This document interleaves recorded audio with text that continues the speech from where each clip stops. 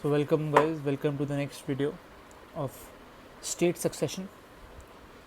State का succession पढ़ने से पहले हमें पढ़ना था स्टेट रिकग्निशन, जो हमने ऑलरेडी पढ़ लिया है। अगर नहीं पढ़ा है तो आप पिछला वीडियो देख सकते हैं। एंड सक्सेशन स्टेट का कब होगा, सिसीड या सीड। सिसीड और सीड का फ़र्क आपने मुझे पहले के वीडियोस में भी नहीं बताया, सिर्फ एक ने बताया था। ठीक है, सिसीड और सीड का डिफरेंस क्या होगा ये आप अब मुझे बताएंगे, ठीक है, इन द कमेंट्स। एंड जो स्टेट सक्सेशन का इफ़ेक्ट है, it depends upon the recognition of the state as well, right. So that is why state recognition को मैंने यहाँ लिखा हुआ है। इसके लीगल इफेक्ट्स क्या रहेंगे, it varies depending on political circumstances of the case, ठीक है। Certificate from international commission unity for unity in respect to compliance with Montevideo convention article 1। International commission से हमें एक आर्टिकल चाहिए होगा अगर रिकग्नाइज स्टेट है तो। स्टेट को इम्यूनिटी मिलेगी, the immunity arising from foreign courts, ठीक है। Full diplomatic and consular privileges and immunity, VCCR, Veena convention और कॉन्सुलर रिलेशंस। आई फील इसका फुल फॉर्म यही है, मैं फिर भी कंफर्म कर दूंगा एक बार, ठीक है। इसके बारे में हम पढ़ेंगे भी आगे जाके, ठीक है। All acts plus regulations of the states will be permitted to be produced by foreign country. There is no law which dictates that the moment formal recognition is granted, all the above legal effects is ensue. ठीक है, there is no law which dictates that the moment formal recognition is granted. ठीक है, अब मैं आपको एक बताता हूँ। जो मैंने आपको इतने सारे लॉज बताए ना अभी, ठीक है, ये इतने सारे जो मैंने आपको लॉ बताए हैं, कोई भी लॉ ये नहीं कहता कि ये सारे मिलने चाहिए, कि ये सारे जो मैंने सारे बताए हैं ये मिलने चाहिए। लेकिन ये कस्टमरी प्रैक्टिस भी है काफ़ी सारे स्टेट्स की और इंटरनेशनल कमीशंस की भी कस्टमरी प्रैक्टिस, इसलिए ये माना जाता है। That is the whole point behind what are the after effects, after legal effects if a state is recognized, right? As it is written, it varies upon political circumstances as well, right? But effect क्या रहेगा अगर recognition नहीं होता है तो, ठीक है। Either it can be purely political, ठीक है, purely political, या यूज ऑफ फोर्स होता है कभी कभी रिकग्निशन में। जब कौन सी डॉक्ट्राइन थी, विच doctrine talked about use of force,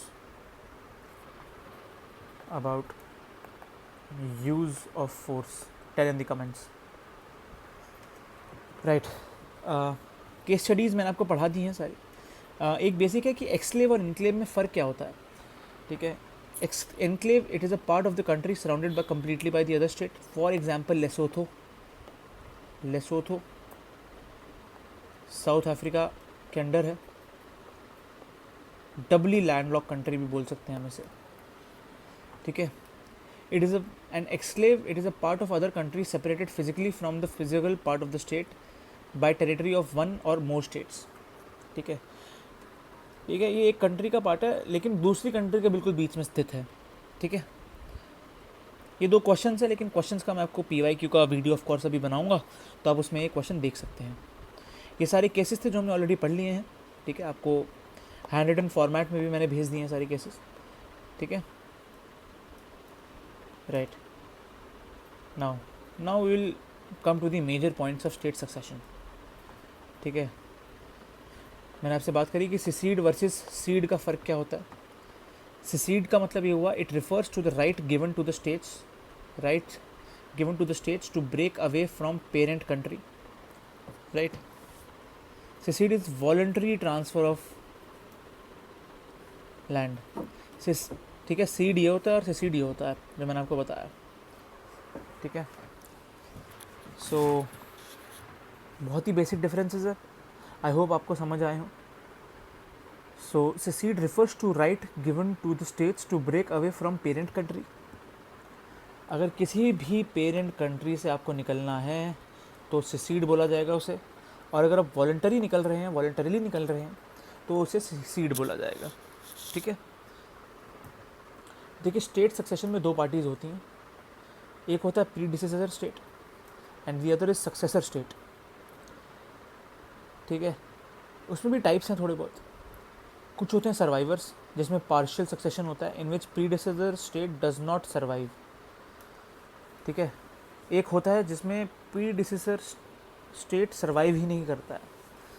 for example जब इंडिया का पार्टीशन हुआ था तो प्रीडिसेसर स्टेट सर्वाइव ही नहीं किया था।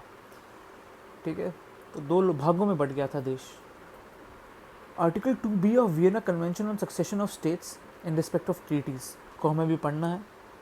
ठीक है, ये मैं आपको ये VCSST बोल सकते हैं हम इसे, इसको मैं आपको माइंड मैप के थ्रू पढ़ाऊँगा अगले वीडियो में। ठीक है, देखिए there are different forms of state succession, right. For example if one state breaks into 2 और more countries, for example USSR में जो हुआ था, सीड या सेपरेट होती है अगर country, right given to another country, for example Bangladesh to Pakistan, Eritrea from Ethiopia, colony became independent. ठीक है, it refers to highly autonomous region with usually its own parliament. However, British Parliament has veto rights. ठीक है, देखिए एक colony कौन सी होती है, जो ब्रिटिशर्स ने एक्वायर कर रखी थी। ठीक है, कॉलोनी डिवाइड हो रखी है दो कॉन्सेप्ट्स में, एक होता है डोमिनियन। ठीक है, refers to highly autonomous region with usually its own parliament. However, British Parliament has veto rights, मतलब इनका पार्लियामेंट होता है लेकिन मेजर पावर अभी भी ब्रिटिश पार्लियामेंट के पास रहती है। ठीक है, इसमें BP ज़्यादा है, ++। ठीक है, और बहरहाल कॉलोनी में जो होता है, ब्रिटिश कॉलोनी जो बोला जाता है, it is nothing but a state governed bye a British government. For example India was colony of Britain, right. Fourth type is 2 और more states merge into one territory, merger between Syria and Egypt, United Arab Republic जब बना था, अब तो वापस टूट गया। Fifth type is a state takes over another state, which is, when German Democratic Republic and Federal Republic of Germany in 1990, they did this, right? It's a very interesting story. I think if you want to, like, you can tell me in the comments if you want a story format of this, right? Let me know. And lastly, you can cede और cession हो सकता है आपके state का, breaking away of a state but not with agreement. For example Louisiana France ने USA को दे दिया था। लुजियाना कहाँ पे, it is one of the states of the United States of America. ठीक है, जब USA में फ्रेंच रेवोल्यूशन का सीन चल रहा था, है ना, around 1780 1760s, right, that is when this thing happen, right. तो अभी हमने क्या क्या पढ़ लिया है, स्टेट रिकग्निशन हमने पढ़ लिया है, इसमें मॉन्टेविडियो कन्वेंशन के बारे में हमने पढ़ा। ठीक है, मॉन्टेविडियो कन्वेंशन के बारे में हमने पढ़ा और UN चार्टर के बारे में पढ़ा। Then we started upon state succession in which we talked about Vienna convention, succession of states and treaties. ठीक है, हमने भी बात नहीं करी, हम करेंगे सच बताऊँ तो। ठीक है, बट वियना कन्वेंशन 2 तरीके की हैं, अब हम ये पढ़ेंगे। एक है सक्सेशन ऑफ स्टेट्स जो ट्रीटीज़ की बात करता है, एक है सक्सेशन ऑफ स्टेट्स जो स्टेट प्रॉपर्टी और डेप्ट आर्काइव्स की बात करता है। बहुत इंटरेस्टिंग है, मैं आपको बताऊंगा। जो हमने डॉक्ट्रिन्स डिस्कस करी है अभी तक, ठीक है, उसको एक्टिव रिकॉल करने की कोशिश करते हैं। आप सब कमेंट में लिखते रहिए। टोबार में क्या हुआ, 1 वर्ड लिखिए। एस्ट्राडा में क्या किया हमने, 1 वर्ड लिखिए। स्टिम्सन में क्या फोर्स का यूज़ हुआ था या नहीं हुआ था, ये लिखिए। ब्लैक्सटोनियन डॉक्ट्राइन क्या थी, ये लिखिए। ठीक है, positivism, modified dualism, naturalism, harmonious construction, transformation, doctrine of transformation, municipal law, domestic law में क्या हुआ, इनकॉर्पोरेशन क्या एकदम से इनकॉर्पोरेट होता है नहीं होता है।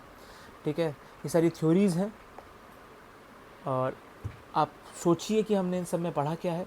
एक्टिव रिकॉल आपको ही साथ साथ करना पड़ेगा, तभी आप लोग सीख पाएंगे।